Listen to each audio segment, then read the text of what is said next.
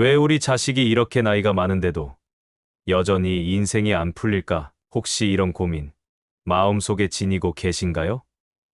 자식이 성인이 되고 긴 세월이 흘렀지만 여전히 앞날이 막히고 걱정이 이어져 힘든 부모님이라면 오늘 이 이야기를 반드시 끝까지 들어보시길 권합니다.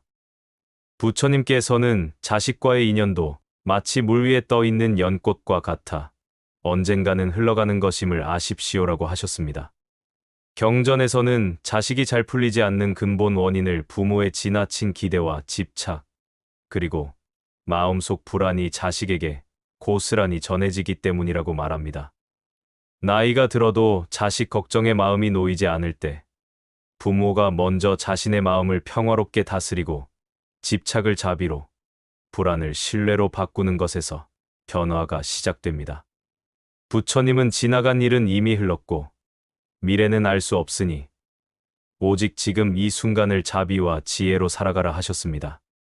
부모가 걱정을 내려놓고 조건 없는 사랑과 믿음으로 자식을 응원할 때 자식 역시 자기만의 답을 찾고 삶의 새로운 문을 열게 됩니다. 오늘 이 영상을 끝까지 보시며 함께 부처님 말씀 속에서 자식과 나 모두를 위한 평화와 희망의 길을 찾아가 보시길 바랍니다. 1부 자식, 걱정의 뿌리. 부모 마음속 집착을 바라보다. 왜 우리 자식이 이렇게 나이가 많은데도 삶이 좀처럼 풀리지 않을까? 내가 뭔가 잘못한 건 아닐까? 아침에 눈을 뜨면 먼저 떠오르는 건 여전히 걱정스러운 자식의 얼굴. 한 번쯤 이런 마음으로 하루를 시작해 보신 적 있으신가요? 부모라면 자식이 어릴 때는 건강, 학교 성적, 친구 관계를 걱정하고 성인 이후에도 직장, 결혼, 인간관계, 경제적 어려움까지 끊임없이 근심과 걱정을 한가득 안고 살아갑니다. 문득 지나온 세월을 돌이켜보면 자녀의 고민은 곧 내 삶과 직결되어 있었고 이 모든 자식 걱정의 뿌리가 어디서 온 것인지 스스로 묻곤 하죠. 부처님께서는 이러한 마음을 꿰뚫어 보시고 경전에서 명확히 말씀하셨습니다. 법구경 우암품 불교 성전 4-2에서 자식이 있고 재물이 있다 해서 어리석은 사람은 공연히 허덕이네. 나라고 하는 이 몸도 내가 아니거니 자식과 재물을 무엇 때문에 걱정하리라고 하셨고 담맛바다에서도 어리석은 자는 내 아들이다, 내 재산이다라고 생각하며 괴로워한다. 자기 자신조차도 제 것이 아닌데 어찌 아들을, 재산을 제 것이라 여기는가라며 집착의 실상을 일깨워 주십니다. 이 말씀은 처음에는 너무 냉정하게 들릴 수도 있습니다. 실제로 아들을 일찍 잃은 한 아버지의 슬픔, 또 아들을 잃은 어머니가 미치광이가 되어버렸다가 부처님 법문을 듣고 마음이 풀어지는 이야기 등 수많은 사례가 경전에 나오지요. 장하함경 제44권. 자식에 대한 걱정과 집착이 얼마나 인생을 무겁게 만드는가를 보여주는 구체적인 사례들입니다. 특히 현대 사회에서도 보이죠. 자녀가 결혼을 하지 않는다, 직업이 불안하다, 인간관계에서 힘들어한다. 이런 문제 앞에 부모는 내가 더 걱정하면 뭔가 바뀌지 않을까 하는 막연한 불안감을 떨치지 못해 스스로 괴로움을 더합니다. 사실 자식이 어릴 때는 정성껏 돌보되 성인이 된 후에는 각자의 선택을 존중하고 집착을 내려놓아야 한다는 것은 머리로는 알지만 마음으로 받아들이기가 매우 어렵습니다. 불교에서는 이처럼 내 것이라는 집착이 괴로움의 근원이 된다고 설명합니다. 부모의 욕심과 기대, 내가 더 해주어야지, 내가 더 신경 써줘야지 하는 마음이 도리어 자식에게 부담이 되고 때로는 갈등을 키우기도 합니다. 현실에서도 자녀가 자신의 뜻과 달리 살 때 부모의 끊임없는 간섭과 기대가 오히려 관계를 멀어지게 하고 서로에게 깊은 상처를 남깁니다. 예를 들어 이미 결혼한 자식에게 계속 잔소리하고 남과 비교하며 걱정을 쏟아낼 때 자식은 부모의 사랑을 느끼기보다 본인의 삶의 자신감과 자율성을 잃거나 나는 부모님께 늘 부족한 존재라며 내면의 상처로 남습니다. 또 부모 역시 내가 이만큼 해줬는데 저렇게 고생하는 거 보니 내가 뭘 잘못했나 하며 죄책감, 억울함, 배신감에 시달리게 되는 경우가 많습니다. 이처럼 집착에서 파생된 걱정은 자식의 삶을 결코 가볍게 만들어주지 못합니다. 오히려 부모, 자식 모두의 마음을 무겁게 하죠. 불교 경전은 분명하게 말합니다. 자식의 죄를 부모가 대신할 수 없고 부모의 죄를 자식이 대신할 수 없다. 모든 목숨은 각기 나고 죽으며 선악에 따르는 재앙도 각기 자신에게 돌아온다고요. 불반이원경 권하.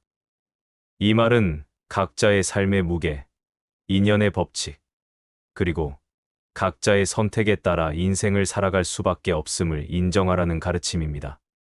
결국 저는 이렇게 생각합니다. 부모의 걱정과 사랑은 분명 소중하지만 그 마음이 내 뜻대로 되어야 한다는 집착이 되어버릴 때 힘과 의미를 잃게 됩니다. 자식이 이미 자신의 길을 가고 있다면 부모는 자신의 인생 또한 잘 돌보고 자식의 선택과 인연을 신뢰하며 놓아줄 수 있어야 하지 않을까요? 그것이 진정한 사랑과 지혜의 마음이자 부처님의 가르침을 현실에서 살아내는 첫걸음이라고 믿습니다. 오늘도 혹시 마음 한켠에 자식 걱정이 자리 잡고 있다면 이제 조금씩 그 집착의 매듭을 풀어보세요. 내 마음을 내려놓고 신뢰와 자비로 자녀를 지켜볼 때 부모와 자식 모두가 조금 더 가볍고 평화로운 내일을 맞이하게 될 것입니다. 2부. 부처님께 배우는 인연의 이치와 집착 내려놓기. 부모님이라면 한 번쯤 내가 이렇게 신경 쓰고 마음을 써도 왜 자식 인생이 쉽게 풀리지 않을까란 고민을 해보신 적이 있을 겁니다. 애를 쓰고 솔루션을 찾아봐도 자식의 삶이 한순간에 좋아지지 않을 때 마음은 더욱 무겁고 답답해집니다. 이런 상황에서 부처님께서는 우리에게 삶을 바라보는 새로운 관점과 마음의 태도를 가르쳐 주셨는데 바로 인연의 이치와 집착을 내려놓는 법에 관한 것입니다. 불교에서는 인생의 모든 문제가 단순히 한 사람의 노력이나 마음만으로 해결되지 않는다고 가르칩니다. 세상의 모든 일은 수많은 원인과 조건이 어우러져 일어나는 것. 이것이 바로 인연의 법칙입니다. 부처님께서는 자바함경 12권에서 모든 것은 인연이 모여 이루어진다. 인연이 변하면 모든 것도 변한다고 하셨습니다. 이 말씀은 자식의 인생 역시 부모의 뜻, 노력, 마음 한 가지로만 바꿀 수 있는 것이 아니라는 사실을 일깨우죠. 우리는 자식의 고민에 더 깊이 개입하고 결과를 바꿔주고 싶어 하면서도 번번이 좌절하거나 더욱 불안해지기 쉽지만 부처님은 먼저 인연의 흐름을 이해하고 받아들이길 권하십니다. 이런 가르침을 직접 현실에 비추어 보면 더욱 실감할 수 있습니다. 예를 들어 한 어머니는 아들의 직장 문제와 결혼 문제로 늘 애태우며 직접 챙기기 위해 늘 잔소리하고 조언을 아끼지 않았지만 오히려 아들은 점점 자신감을 잃고 엄마와의 관계도 멀어졌습니다. 그러던 중 법회에서 자식의 삶도 각자의 인연을 따라 흘러가야 한다는 부처님 말씀을 듣고 집착 대신 믿음으로 마음가짐을 바꾸기 시작했습니다. 그녀는 자식 문제에 지나치게 개입하고 간섭하려는 태도를 내려놓았고 그 결과 아들도 스스로 문제를 해결하려고 노력하면서 점차 상황이 긍정적으로 바뀌었습니다. 부모가 집착을 거두자 자식의 마음에도 여유가 생기고 관계 역시 한결 부드러워진 것입니다. 인과 초경에선 더 구체적으로 인연의 신비와 소중함을 설명합니다. 지장길에서 옷깃만 스쳐도 인연이며 부부는 500생을 통한 인연으로 이루어진다는 말처럼 만남과 관계는 모두 단순한 우연이 아니라 오랜 세월을 거쳐 맺어진 소중한 결과임을 알려주죠. 부모와 자식도 수많은 인연 끝에 한 집에서 살아가며 서로에게 영향을 끼치게 된 소중한 존재들입니다. 그런데 이 인연이 특정 시기에는 가까워졌다가 또 다른 때에는 각자의 길을 갈 수도 있다는 사실을 이해할 때 마음이 조금씩 편안해집니다. 또 부처님은 법화경 방편품에서 수많은 인연과 여러 방법들로 중생을 일깨우고 도와주지만 결국 각자가 자기 스스로 깨닫고 본인의 길을 걸을 수 있도록 도와주는 것이 가장 큰 인연이라고 가르치십니다. 이는 부모의 역할이 끝까지 손을 붙잡아 이끄는 것이 아니라 자식이 주체적으로 경험하고 성장할 수 있도록 조건을 열어주는 것임을 의미합니다. 현실에선 이런 가르침을 받아들이기가 쉽지 않습니다. 부모는 늘 자식의 인생을 책임지고 싶고 잦은 걱정과 간섭이 사랑이라고 착각하게 되지만 이는 도리어 자식의 부담감과 불안을 깊게 하기도 합니다. 실제로 자식이 원하는 것은 조건 없이 믿어주고 지지해주는 부모의 마음이지 끝없는 간섭이나 결과 중심의 사랑이 아닙니다.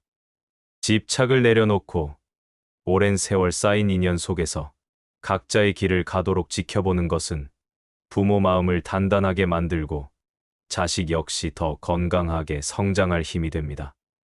부처님께서는 관계와 마음의 문제는 억지로 붙잡으려 할수록 오히려 불안과 괴로움만 깊어진다고 여러 차례 경계하셨습니다.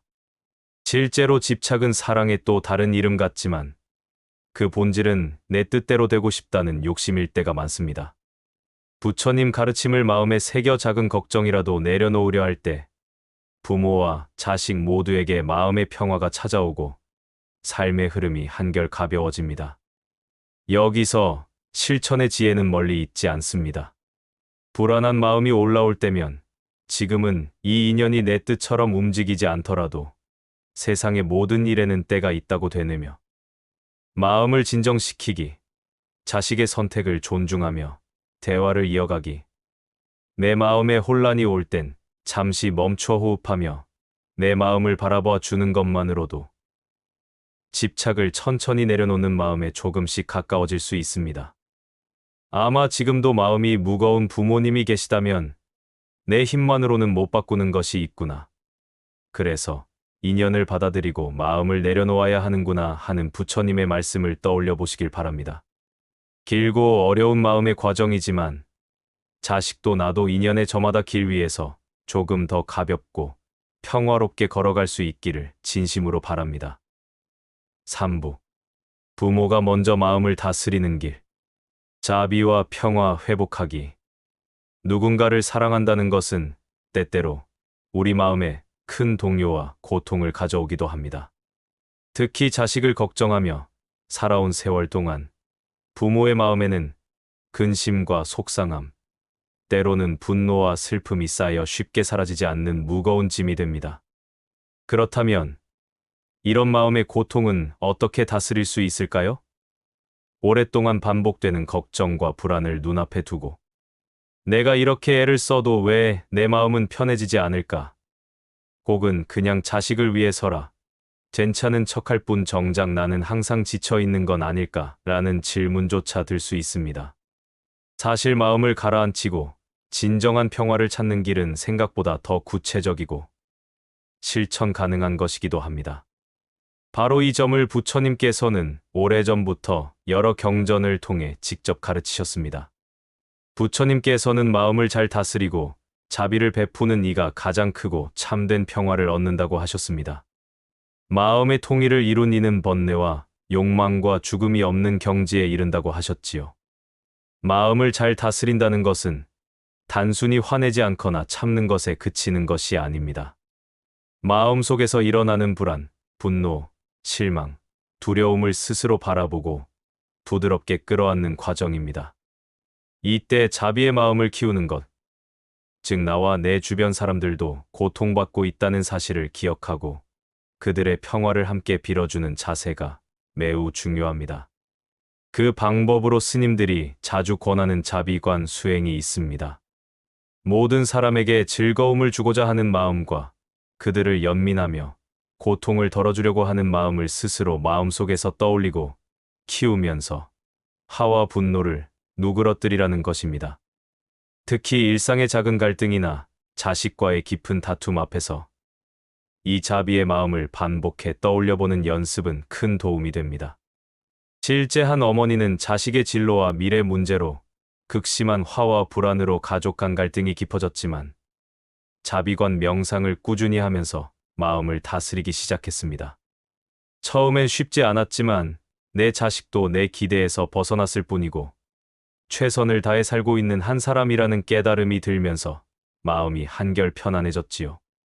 이후 자식에게 응원과 격려의 말을 조심스럽게 전했고 마음이 한결 가벼워진 그 어머니는 자식과 더 깊은 소통을 나누며 가족 관계도 좋아졌다고 합니다. 부처님은 또한 내 마음이 맑고 고요할 때 세상 모든 어려움을 이겨낼 힘이 생긴다고 하셨습니다. 자신부터 마음을 잘 돌봐야 하는 이유입니다. 가족 안에서도 부모가 불안하고 화가 많으면 집안 분위기가 무거워지고 자식은 위축됩니다. 반대로 부모가 마음을 자비와 평화로 가득 채우면 자연스럽게 자식의 마음도 안정되고 밝아집니다. 한 스님은 부모가 자신의 번뇌와 분노를 억지로 참는 것이 아니라 자비로운 태도를 일상 속에서 꾸준히 실천해야 한다고 강조합니다. 예를 들어 아침에 일어나서 오늘 내 마음을 따뜻하게 해주는 말을 자신에게 산뜻하게 되뇌거나 누군가에 대한 미움이 올라올 때 곧바로 표현하지 않고 그 사람도 나와 똑같이 힘들 수 있겠구나 하고 연민의 마음을 내는 연습들이 있습니다. 이런 현실적인 실천이 쌓여 마음이 평화로워지고 가족 관계에도 긍정적인 변화를 가져옵니다. 또한 화가 치밀 때 호흡에 집중하거나 몸과 마음을 다스리는 시간, 작은 기도나 감사일기 쓰기도 큰 효과를 냅니다. 부처님은 자기 자신에게 베푸는 자비도 매우 중요하다고 가르치셨습니다. 자기 내면을 이해하고 부족함까지 포용하는 과정 없이는 다른 사람에게 진정한 자비를 베풀기 어렵기 때문입니다. 자기 자신을 완벽하지 않은 존재로 인정하고 부모 역할을 하면서 느끼는 부족함과 어려움들을 자연스럽게 받아들이는 용기를 가지는 것이 불교 수행의 근본이 되는 마음가짐입니다. 만약 지금도 자식 걱정과 분노, 불안 때문에 내 마음을 어디에 두어야 할지 모르는 분이 계시다면 매일 작은 평화와 자비의 실천으로 자기 자신을 보듬는 연습부터 시작해 보시길 바랍니다. 마음이 조금씩 평온해질 때 자식과의 관계에도 더욱 진심, 어린 소통과 사랑이 생겨납니다. 스님들은 이 과정이 처음엔 멀게 느껴지지만 작은 실천을 꾸준히 반복하다 보면 어느 순간 삶과 마음에 큰 변화가 찾아온다고 자주 말씀하시곤 합니다. 바로 이것이 부처님께서 우리 모두에게 주신 마음 다스리기와 자비 실천의 본질입니다. 진정한 평화는 먼 곳에 있지 않습니다. 일상에서 작은 일에 자비를 담고 내 감정을 부정하거나 억누르지 않고 따뜻하게 받아들이며 힘들 때는 내 자신부터 다독이는 태도를 지속하는 것에서 시작됩니다. 내 마음이 평화로울 때 자연스럽게 자식과 가족의 삶도 따뜻하고 건강하게 흘러갑니다. 부처님은 오래전부터 이런 마음 공부와 자비의 길이 우리 모두에게 가득한 평화와 용기, 희망의 씨앗이 된다고 전해주셨습니다. 그 가르침을 일상에 조금씩 옮겨보는 일이 우리에게 꼭 필요할 것입니다. 4부. 자녀를 위한 진정한 사랑. 조건 없이 지지하고 응원하기. 자녀에게 무엇보다 필요한 것은 조건 없는 사랑과 온전한 지지입니다. 부모로서 한평생을 자식 생각에 기울였지만 어느 순간 내 마음처럼 움직이지 않는 자식에게 나는 진짜 사랑을 주고 있는 것일까라는 의문이 들 수 있습니다. 더 열심히 밀어주고 걱정하고 챙겨주면 무엇이든 잘 이뤄지지 않을까 하는 생각이 늘 마음속을 채우지만 자식의 길이 늘 기대와 같을 수 없고 오히려 수없이 상처받고 속상해하는 스스로를 발견하게 됩니다. 부처님께서는 우리에게 자식뿐만 아니라 모든 존재를 향한 사랑이 집착이나 소유, 결과에 따른 기대가 아닌 진심에서 우러난 자비와 응원이 되어야 한다고 말씀하셨습니다. 법구경 10번째 개송에서 진정으로 증오를 이길 수 없고 오직 사랑으로만 증오를 이길 수 있다. 이것이 영원한 법이다. 라고 하셨습니다. 사랑과 자비가 모든 상처와 갈등, 슬픔을 이겨내는 유일한 길임을 강조한 것이지요. 그리고 법구경 40번째 개송에서는 온 우주를 향해 한없이 넓은 사랑의 마음을 펼쳐라. 장애도 원한도 미움도 없는 무한한 자비와 사랑을 행하라. 어느 때든 잠시도 이 자비심을 잊지 마라. 자비심이 가장 거룩한 경지다. 라고 부처님께서 설하셨습니다. 여기서 말하는 사랑은 집착이나 집요한 간섭이 아니라 있는 그대로를 받아들이고 상대가 본연의 길을 가도록 믿고 지지해주는 넓고 깊은 자비에서 출발합니다. 부처님 가르침을 풀어보면 진정한 사랑은 내가 상대를 내 뜻대로 변화시키려는 욕심에서 비롯되는 것이 아니죠. 부모, 자식은 인연으로 만난 소중한 존재이지만 세상 모든 인연은 언젠가는 각자의 삶을 찾아가야 한다는 이치를 받아들일 때 사랑은 비로소 자유로워집니다. 자식이 실수하고 실패하고 부모의 기대에 못 미쳐도 있는 그대로의 모습을 인정하고 너는 내 삶의 주인이고 언제나 내 편이 여기 있단다라는 믿음을 보내는 것. 이것이야말로 부처님의 자비와 사랑의 실천입니다. 현실에서도 이런 사랑은 놀라운 힘을 발휘합니다.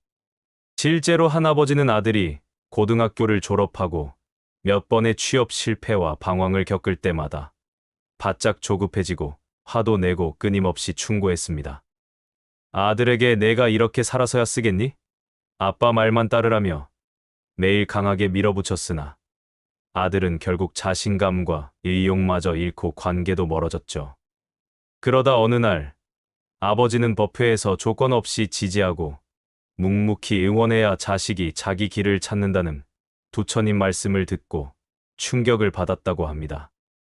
이후 그는 잔소리 대신 아들의 선택에 차분히 귀 기울이고 큰 결정이 있을 때도 아버지는 내가 어떤 길을 선택해도 늘 내 편이야라고 말하기 시작했습니다. 그 변화 덕분에 아들은 자신의 삶을 진지하게 바라보게 됐고 마침내 스스로 길을 찾아 조금씩 걸어나갔습니다. 아버지 역시 마음속 조급함이 사라지고 오히려 자식을 더 깊이 사랑하게 되었다고 고백했습니다. 또 다른 사례로 일찍 남편을 잃고 외동딸을 혼자 키워낸 한 어머니는 딸이 경제적으로 힘들어할 때마다 대신 무언가 해결해주고 싶었으나 딸이 자기 힘으로 살아갈 수 있도록 응원과 위로를 보내주기로 마음먹었습니다. 엄마는 내가 어느 길을 가든 실패해도 괜찮으니 늘 든든히 곁에서 지켜볼게 하는 따뜻한 한마디에 딸은 큰 위로를 받고 서서히 자신감과 용기를 회복하게 됐습니다. 이 어머니는 딸을 내 뜻대로 하려는 집착을 내려놓고 묵묵히 믿고 기다려주는 마음을 배우다 보니 내 마음에도 평화가 찾아왔다고 이야기합니다. 이처럼 부처님의 경전은 우리에게 사랑이란 상대를 내 기준에 맞추려는 통제나 간섭이 아니라 조건 없이 있는 그대로 존중하고 믿어주는 응원임을 깨우쳐 줍니다. 물론 실제 삶에서는 분노와 걱정, 실망이 앞서 사랑이 쉽게 채워지지 않을 때도 많습니다. 그렇기에 실천의 시작은 아주 작은 것에서부터입니다.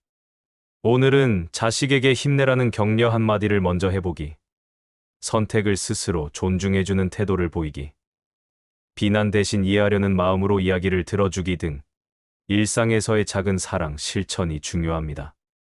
부처님은 모든 존재는 스스로의 길을 걸으며 그 안에서 자신의 삶을 완성해 나간다라고 말씀하셨습니다. 자식이 어떤 인생의 길을 선택하든 부모는 외부에서 해결을 강요하기보다는 조용히 내 길을 응원할게. 어떤 실패도 괜찮다. 넌 너 자신만의 의미 있는 삶을 살아가는 충분한 이유가 있다고 자비로운 메시지를 보낼 때 비로소 부모와 자녀 모두의 삶에 평화와 희망이 깃들 것입니다.